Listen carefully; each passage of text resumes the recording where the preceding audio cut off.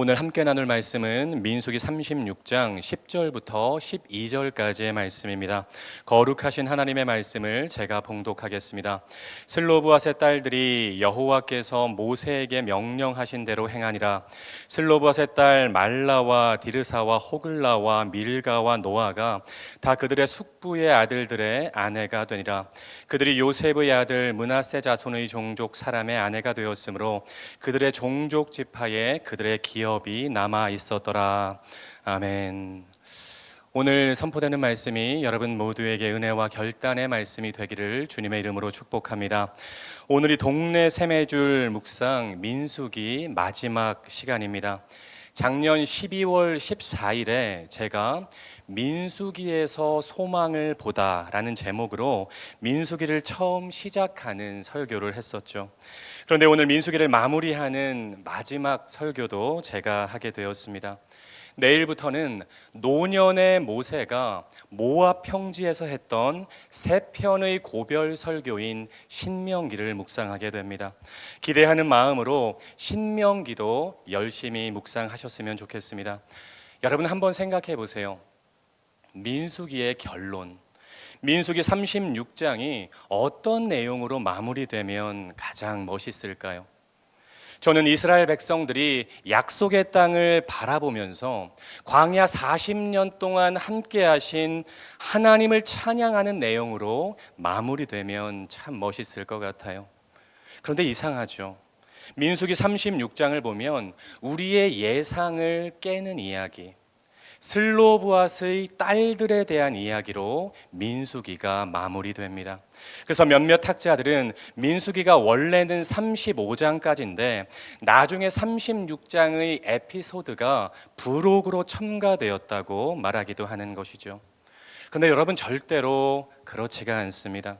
민수기 36장은 처음부터 민수기의 결론으로 기획된 것입니다.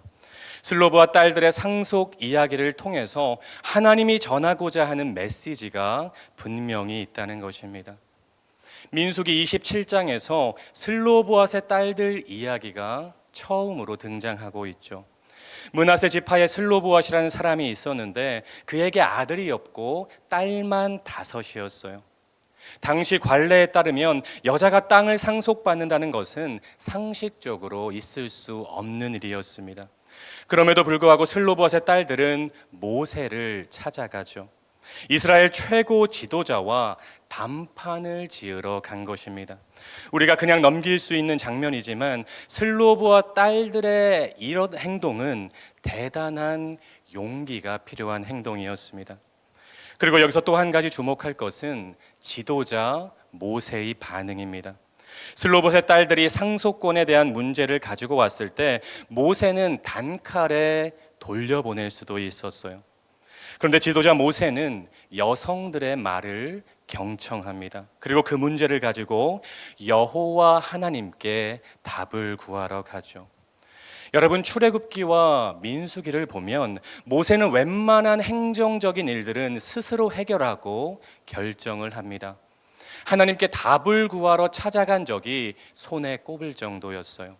그런데 그 중에 무려 2번을 슬로브앗의 딸들의 상속 문제를 가지고 하나님께 나아갔다는 것입니다. 27장과 오늘 본문인 36장입니다. 이 문제가 얼마나 중요한 일인지를 우리에게 잘 보여주는 것이죠. 사람이 법을 위해서 존재하는 것이 아니라 법이 사람을 위해서 존재하는 것입니다. 모세는 여성들의 이야기를 경청하고 존중함으로 법에 얽매이지 않고 하나님께 가서 답을 구한 것입니다. 그리고 하나님은 민수기 27장에서 첫 번째 답을 주시죠. 슬로브앗의 딸들에게 땅을 분배하고 그녀들이 땅을 상속하도록 해라. 이것이 하나님께서 주신 첫 번째 답이었어요. 참으로 간단한 대답이었죠. 오늘 민수기 36장에서도 마찬가지입니다. 모세가 생각할 때는 참으로 고민스러운 문제였어요. 므낫세 지파 사람들이 모세를 찾아와서 또 다른 문제를 제기합니다. 슬로봇의 딸들이 땅을 상속받은 후에 다른 지파 남자에게 시집을 가면 그 땅이 므낫세 지파로부터 빠져나가는 일을 막을 수 없다는 것입니다. 이런 경우는 희년이 되어도 돌려받지를 못하니까 므낫세 지파의 땅은 줄어들고 다른 지파의 땅은 넓어질 수 있다는 문제를 제기한 것이죠. 3절과 4절의 내용입니다. 그들이 만일 이스라엘 자손의 다른 지파들의 남자들의 아내가 되면 그들의 기업은 우리 조상의 기업에서 떨어져 나가고 그들이 속할 그 지파의 기업에 첨가되리니 그런즉 그들의 기업은 우리 조상 지파의 기업에서 아주 삭감되리이다. 모세가 이 문제로 다시 하나님께 나아갔고 하나님의 대답은 27장의 대답만큼 간단했습니다. 므낫세 지파 사람들의 말이 옳다는 거죠. 6절입니다. 슬로브앗의 딸들은 므낫세 지파 남자하고만 결혼을 해라. 하나님은 또다시 간단하게 답을 주셨습니다. 유다 지파 남자가 멋있어 보여도, 에브라임 지파 남자들이 좋은 차를 타고 다녀도, 아셀 지파 남자가 인자해 보여도 자기 지파인 므낫세 지파 남자하고만 결혼하라는 명령입니다. 이것은 땅을 분배받은 모든 여성들에게 공통적으로 적용되는 명령이었겠죠. 그러면 기업이 이 지파에서 저 지파로 옮기지 않고 각 지파의 기업을 지킬 수 있다는 것입니다. 이에 슬로브앗 딸들은 하나님의 말씀에 전적으로 순종합니다. 10절 말씀이죠. 슬로브앗의 딸들이 여호와께서 모세에게 명령하신 대로 행하니라.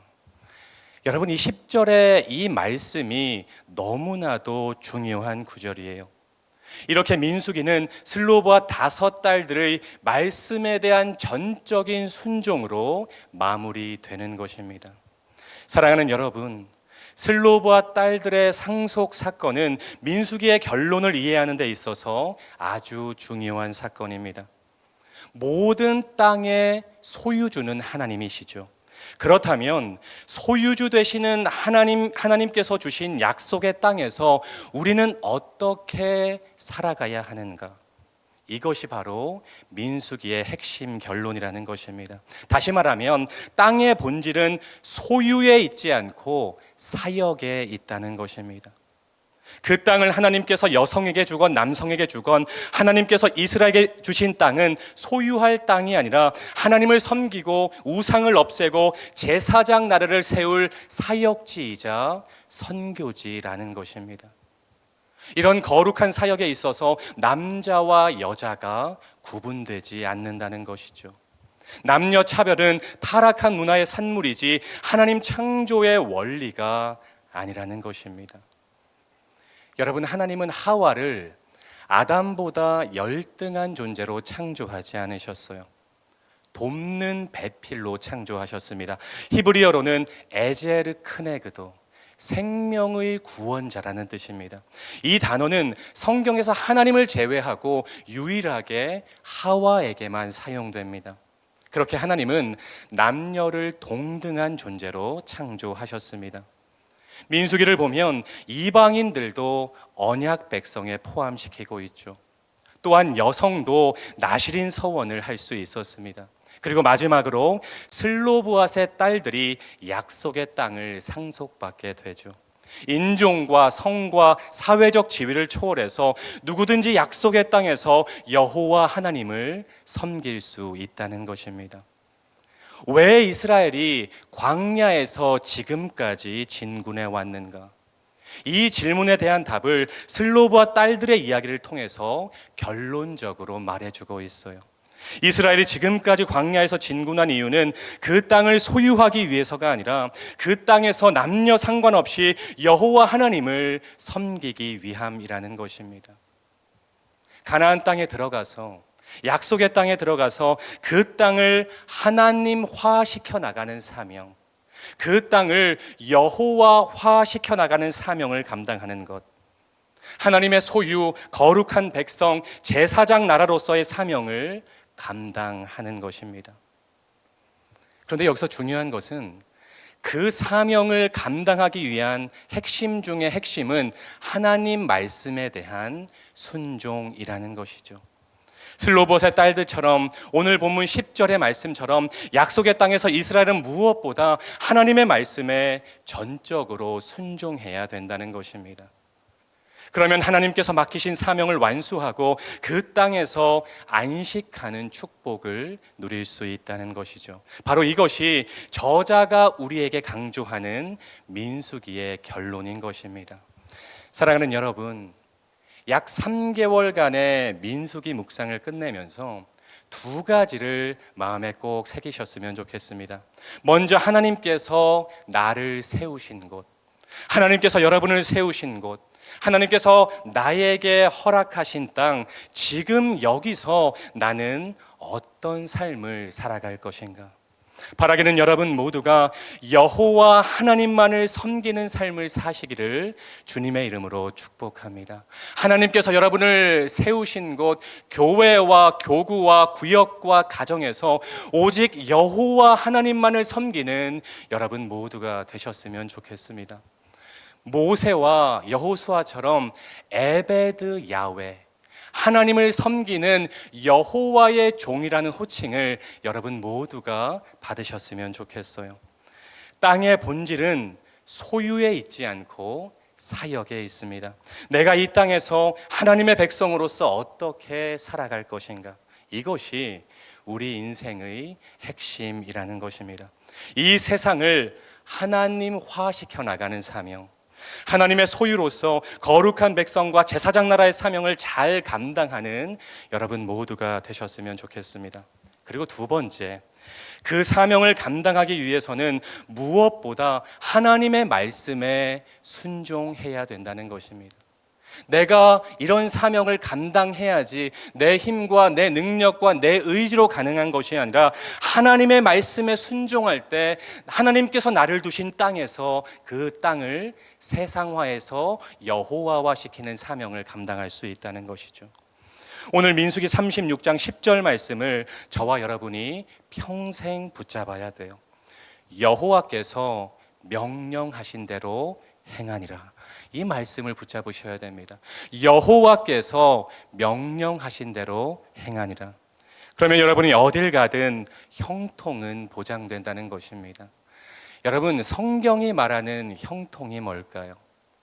성경이 말하는 형통은 여러분이 돈을 많이 벌고 좋은 차를 사고 좋은 집에 살고 여러분의 자녀들이 좋은 대학에 들어가는 것, 그것만이 형통이 아닙니다. 성경이 말하는 형통은 하나님이 여러분과 함께 하심으로 하나님께서 맡겨주신 사명을 잘 완수하는 것, 그것이 성경이 말하는 형통입니다. 이 형통의 축복을 받아야 되는데 우리가 어떻게 형통의 축복을 받을 수 있을까? 여호와 하나님의 말씀에 순종할 때 여러분이 어디에 서 있든 형통의 축복을 누릴 수 있다는 것입니다. 사랑하는 말씀 삶 공동체 성도 여러분, 민수기는 오늘을 살아가는 저와 여러분의 이야기입니다. 광야 같은 이 세상에서 영원한 가나안 땅인 천국을 향해 한 걸음 한 걸음 순종으로 걸어가면 하나님께서 반드시 우리를 인도하시고 보호하시고 함께 하실 줄로 믿습니다.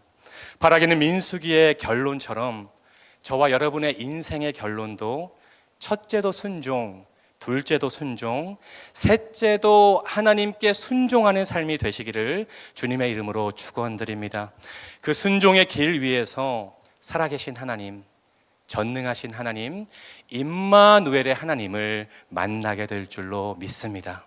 기도하겠습니다.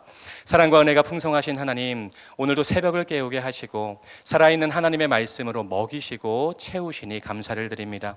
민수기를 묵상을 마무리하면서 민수기를 통해 주신 말씀과 은혜를 잘 기억하고 삶으로 살아내는 말씀 삶 공동체가 되게 하옵소서. 무엇보다 중요한 것은 하나님의 말씀에 순종하는 것임을 마음에 잘 새기게 하옵소서. 예수님의 이름으로 간절히 기도드립니다. 아멘. 계속해서 다음과 같은 기도 제목으로 함께 기도하겠습니다. 지금 들은 말씀이 내 삶으로 이어지게 하옵소서. 동네 세매조 성경 말씀 묵상과 7인 소그룹을 통해 하나님이 예비하신 은혜를 경험하는 말씀 삶 공동체가 되게 하옵소서. 2024년 또 다른 희년 3년의 복이 교구마다 부서마다 가정마다 풍성하게 경험되게 하옵소서. 새롭게 시작하는 동손 사기 과정을 축복하시고 좋은 믿음의 일꾼들이 많이 세워지게 하옵소서. 다바르 학교를 통해 다음 세대가 부흥되고 동안 클럽을 통해 시니어들이 행복하게 하옵소서. 육체의 질병과 마음의 질병으로 고통받는 지체들을 주님 권능의 손으로 어루만져 주옵소서. 공동 기도문의 기도 제목과 여러분 각자의 기도 제목으로 기도하신 후에 삶의 자리로 나아가시겠습니다. 함께 기도하겠습니다. 사랑과 은혜가 풍성하신 하나님, 새벽을 깨우게 하여 주시고 하나님의 살아있는 말씀, 하나님의 운동력 있는 말씀으로 저희를 채워주시니 감사합니다. 하나님이 말씀 한 귀로 듣고 한 귀로 흘려버리는 말씀이 되지 않게 하여 주시고 우리의 삶에 적용하고 실천하는 레마의 말씀이 될 수 있도록 주님 아버지 인도하여 주시옵소서. 하나님, 우리의 삶이 날마다 하나님의 말씀을 묵상하며 하나님의 말씀